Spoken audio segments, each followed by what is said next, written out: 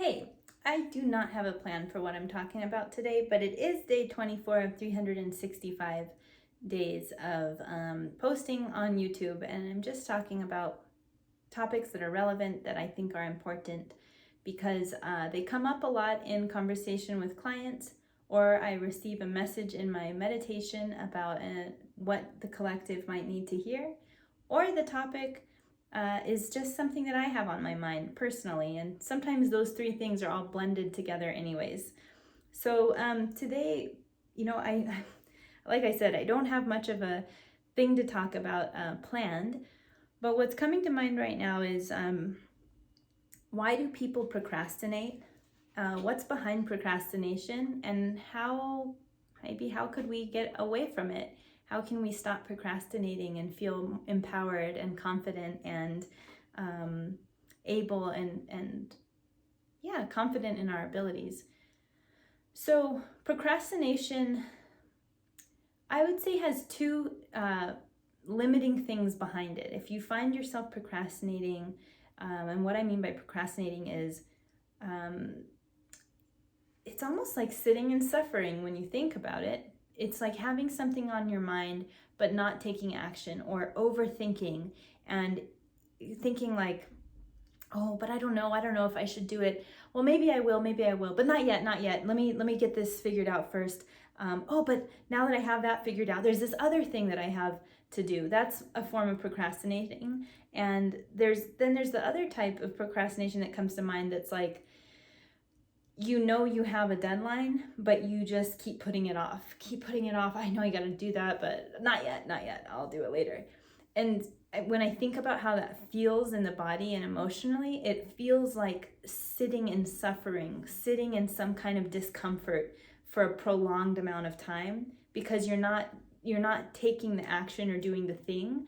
You're sitting in limbo, and that limbo place feels very uncomfortable. It feels like a kind of a form of suffering.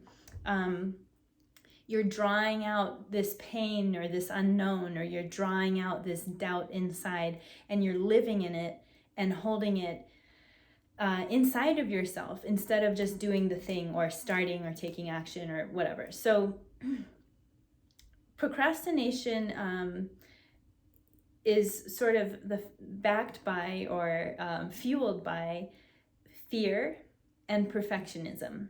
And I believe perfectionism is a form of fear. So let's just break that down. If you're procrastinating, it could be because you want the thing to be perfect. You think it's not ready yet, or I'm not ready yet.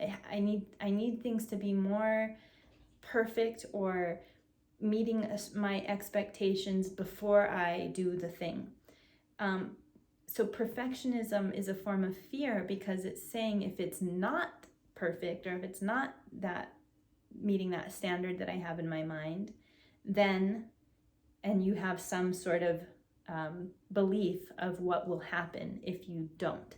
So that belief of what will happen when you don't have it perfect is a form of fear. You're afraid that something will go wrong. People will view you a certain way. You won't get a result you want if you don't have it this perfect way, or it's meeting this standard. So it's really all about fear. And I think part of understanding procrastination is admitting that there's fear behind why you're procrastinating, and then naming what the fear is for you. I think a really good way to name it is probably something like this. Okay, I'm just going to use a really easy example because I just had a client call and we were talking about this. So I don't want to send this email out yet, or I'm afraid to send this email out because if I do, the person might think that I'm a bad person, or the person might be overwhelmed and stressed, and I don't want to cause them overwhelm and stress. So the fear is, if I send this thing, if I take this action, then the result is I will be seen as a person I don't want to be seen as.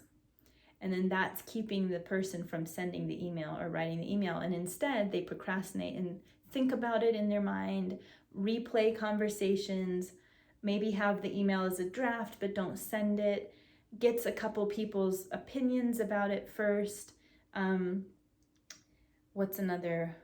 Maybe in the email, they use vague language instead of clear language about what this email is meant to do.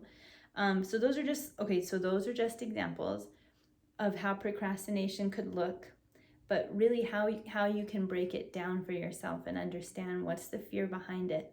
What am I afraid of? Okay, now we want to get away from procrastinating, whether it's taking action on a dream that you have for yourself, building a company, reaching out to someone, stating a need, but you're procrastinating, or starting a project. I mean, that's really common. Procrastinating starting a homework assignment or a project or a deadline. What's the fear behind that?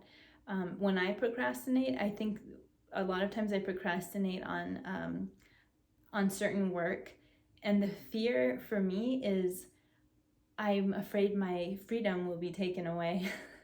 And then I won't be able to do whatever I want those days because I'll be working on this thing. So it's a fear for me of losing my freedom or losing my free time. It's a fear of even not having fun. I have a hard time doing work that I don't feel is fun. So the fear is it's not going to be fun and I'm not going to have freedom. And if I work on that, I'll have to give up my freedom and my fun for that day or for those days or whatever. So now that we've identified the fear, once you've done that, how do you get around the fear? And this is where it's really specific, I think, to the person and what you're going through. But first of all, let me just run down some ways that you can remind yourself that taking action is good and you should do it regardless of the fear. You should get out of procrastination because procrastination is keeping you in suffering. And no, you're not supposed to suffer. We're not meant to sit here and suffer. We're meant to be decisive about our needs and our wants and to take action on what will serve us. So I'm going to just run down some ideas and things that come to mind to help you combat the doubt or the fear that is keeping you in procrastination. All right, here's one thing. You are allowed to have wants and needs. You are allowed to take yourself out of suffering and feel empowered. You are not responsible for other people's feelings or how they will take things. Perfection is unattainable. There's no such thing. There's no such thing as failure. There's only learning and growth. You're meant to be courageous instead of doubtful. Wouldn't you rather be fueled by courage than by fear?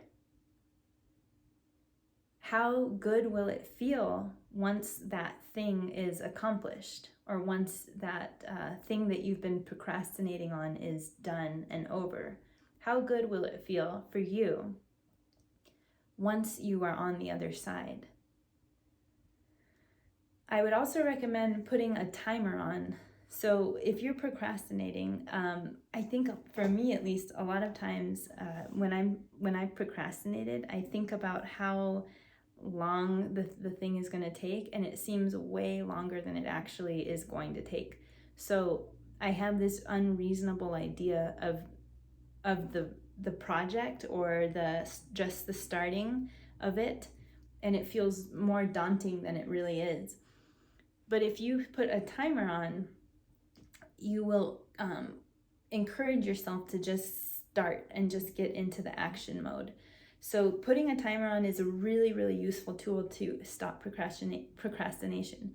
Also, taking the thing that seems really big and daunting into little steps is another workaround to get you out of suffering, get you out of procrastination. So as an example, I was working with this client. The client was very concerned about sending an email. the client had not written the email yet. We had 5 minutes for our call. I said, do you want to get this email written in 4 minutes and send it in 1 minute? And the client said, yes. So that's an example of using a timer. Okay, we have 5 minutes. We went over time, but my point is, it's going to be 5 minutes. We're going to knock this thing out, and then your suffering is going to be over. You're going to have sent the email, and you're not going to have to be in suffering, procrastinating anymore. So that's a way of using a timer. But the other thing I was thinking is, if I hadn't written the email with the client in our call, one way the client could have broken it out into smaller chunks is something like this, and you can do this for yourself. Okay, I have this looming thing that I'm procrastinating on. It feels daunting, it feels big, it feels like too much to tackle, and so I procrastinate. Instead, I do not do it. What if you were to say, what is one small step I can do right now, and that's it for the day? Then tomorrow I'll take the next small step. So in this example that I'm using with the client, it could have been something like, I am going to write a draft email, the first 3 sentences today. Put a timer on 10 minutes. That's all I'm going to give myself. 10 minutes to construct 3 sentences of the draft email. Then you come back. Tomorrow, I'm going to write the second part of the email, and I'm going to give myself 10 minutes to write that second part. On the third day, I'm going to finish the email, give myself 10 minutes, and then I'm going to proofread it and send it, another 5 minutes. So you can break it up into manageable chunks. Break it up into pieces that feel doable, that feel manageable, that feel like, okay, I can do this, and it's working towards that end result, which is getting myself out of procrastination, getting myself out of suffering. So yeah, that's my discussion today on procrastination, and how procrastination is really just suffering, and it really is fueled by your fear. First accept that fear is behind procrastination. Perfectionism is a form of fear. Once you've accepted that, identify what your fear is. Why are you procrastinating? What are you afraid of? Finish the sentence something like, I'm procrastinating on this because I'm afraid that if I blah, blah, blah, blah, blah, then I will blah, blah, blah, blah, blah. Finish that sentence for yourself. And then get creative. Put a timer on and just start. That's one step, one thing you can do. The other thing that you can do, or you can use both of these strategies, but the other thing is break it up into manageable chunks. What is the first thing I'm going to do today that is doable? Don't make it too much. Just make it something that's silly easy. So easy that you're like, really? That's all I'm going to do today? Yeah, just do it. Make it that easy. Then the next day or the next hour, however you want to break it up, you do the next really easy thing.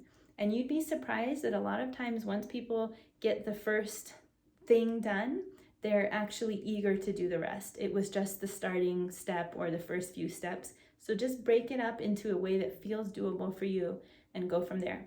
All right, I'll see you tomorrow. Bye.